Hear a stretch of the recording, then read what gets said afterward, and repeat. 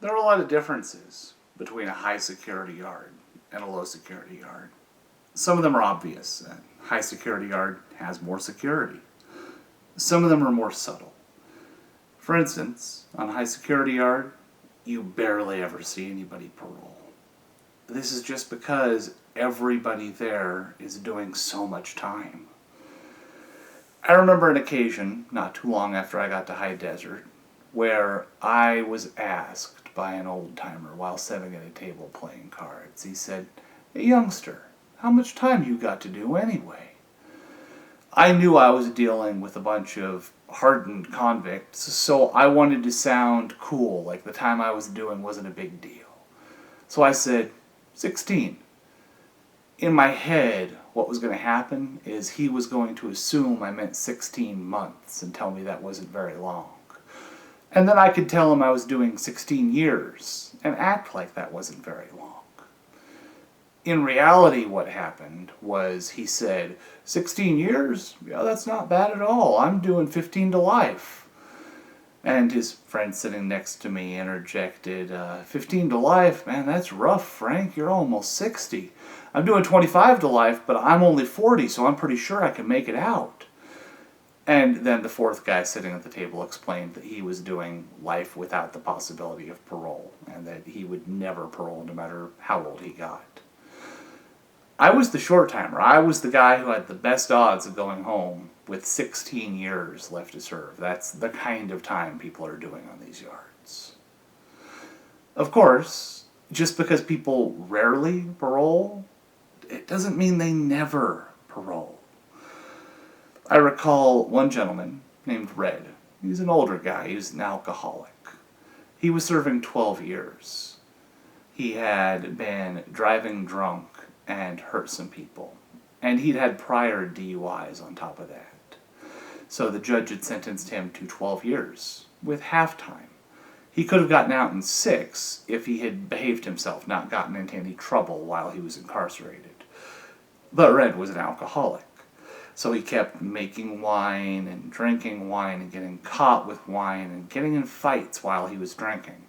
And so he worked his way all the way up to serving his entire term of 12 years and serving most of it on a high security yard, B yard at High Desert, because he just kept getting in trouble. Still, Red was kind of unique on this yard. He wasn't a violent criminal. He hadn't committed a murder or a bunch of assaults. And he wasn't really a gang member either. He wasn't all tatted back with the gang stuff. He was just an older alcoholic who couldn't quit drinking. Eventually, Red's 12 years was up. He was going to go home. They came and got him about 7 in the morning. They get people early whenever they parole at High Desert. The reason they do this is because they build a lot of prisons, High Desert included, in really rural areas. This was smack in the middle of Lassen County in deep northern California. The nearest city is Sacramento. It's about an hour and a half away. And so, if you want to make it to Sacramento and get on a Greyhound and then make it to wherever you actually live in California, they have to release you very early in the morning. About 7 in the morning, they come and get Red. And everybody's excited. Everybody knows he's paroling. Well, everybody that interacts with him, at least. You have to understand that these yards, there's 1,000 inmates you theoretically can interact with.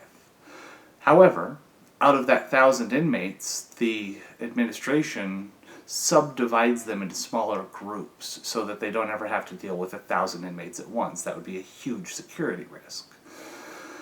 First, they say buildings. They say, well, there are 5 buildings on the yard, and we're only going to let 2 or 3 buildings interact with each other at a time. That will take the number of inmates that we have to worry about from 1,000 to 500. And then they subdivide those buildings into floors, the first floor and the second floor, or as they're more commonly called, the first tier and the second tier. So now, instead of 500 inmates interacting with each other, you have 250, or maybe even a little less, 200. Inmates further segregate themselves by race. You don't interact with people who aren't of your ethnicity. So out of that 200 inmates that you might have interacted with, it's really more like 50 or 60. And then there are the guys you actually see every day in your general living area. 20 or 30, maybe a little bit less, a little bit more. Out of the 20 or 30 people who interacted with Red every day, we were excited. Somebody was paroling. You had all of the 20 white guys standing at their door clapping, "Yeah, Red, good luck." And it was a very big deal for 10, 15, 20 minutes. And then we got back to doing prison stuff, basically, because the prison concerns are always pressing. At this time, the prison concern was the racial tensions between the black gangs and the white gangs. You see, the white gangs, the Peckerwoods, the skinheads, everybody like that had been at war with the black gangs, the Crips and the Bloods, for years. And I mean the term war very literally. People were murdered. There were assaults, stabbings. It was on site. If a white man saw a black man, or a black man saw a white man, they had to immediately engage in combat and try to harm each other. If they failed to do so, their respective gangs would discipline them for not being at war with the other ethnicity. Thankfully, the administration was very good at keeping the groups separated. There was very little actual violence that occurred outside of the initial murders and beatings that had started the war. Right before I arrived at High Desert, about 2 weeks before I arrived, peace had been declared. It was no longer going to be on site. The whites and the blacks were going to try to program together.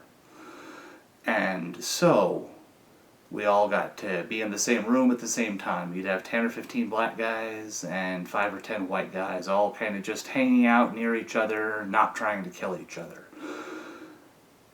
But now Red had paroled. So it was 10 or 15 black guys and 4 or 9 white guys, all hanging out in the same room trying not to kill each other. And both sides were nervous. This was a tense peace, because there was the possibility that one side or the other was just pretending to want peace in order to arrange a sneak attack, to go and get some knives and hide them and wait until the other side had let their guard down and commit some actual murders. The fact that Red was gone, it's just one guy, but it's one guy who would stand next to you whenever you might otherwise be killed. It's a very big deal. And we're all watching this empty cell, waiting to see who the new white guy they move in is going to be. Is he going to be a big guy that can handle himself in a fight? Is he going to be ready to rock and roll, or is he going to be timid and afraid? This is a big deal. Lives depend on it. And then finally, after 2 days, my bunkie says to me, Aaron, come here. They're moving somebody into Red's cell. And I go and look. They're moving Red into Red's cell. I can't believe it. What happened? Did he violate his parole that quick? Did they screw up the paperwork? How is he back? It takes me an afternoon to get to talk to him, but eventually I get to go over and ask him, Red, what are you doing here? Did they get your parole date wrong? And he grumps a little bit and explains that they violated his parole. He broke one of the conditions of his parole and is now going to serve an extra year in prison. I start doing the math. Red lives in LA. That's like 7 or 8 hours from Susanville, where High Desert State Prison is situated.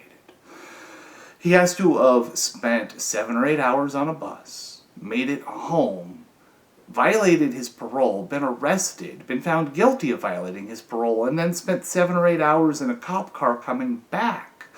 It doesn't seem possible. What did he do? Just start smoking crack as soon as he walked in his front door? I asked him, Red, how are you back so fast? And he explains.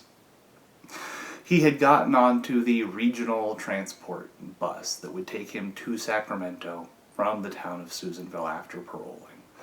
This is not a prison bus. This is one of those rural buses that most rural communities have that just goes to the city and back.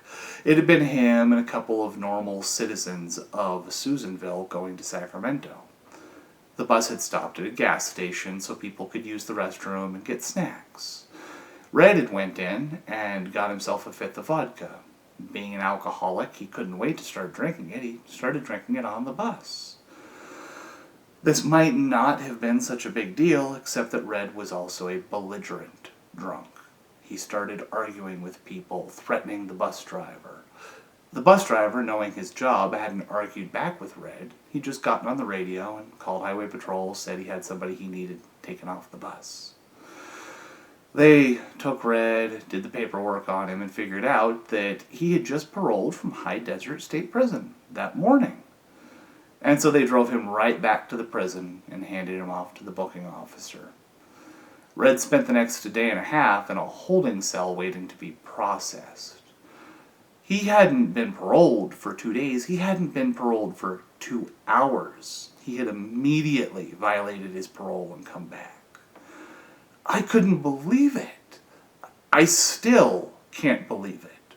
He spent 12 years trying to get another chance to live his life, go home to his family, and he couldn't last 2 hours without making the same mistake again. Getting drunk, doing something stupid. And he served an extra year in prison because of it. As far as I know, he paroled at the end of that year and never came back, but that is a heavy price. We all do this type of thing to some degree. It's called cognitive dissonance. Whenever the person that you want to be is not the person that you are.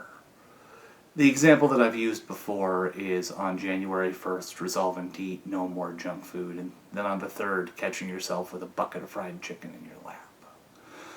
Now, mind you, the stakes are not generally as high as Red's were.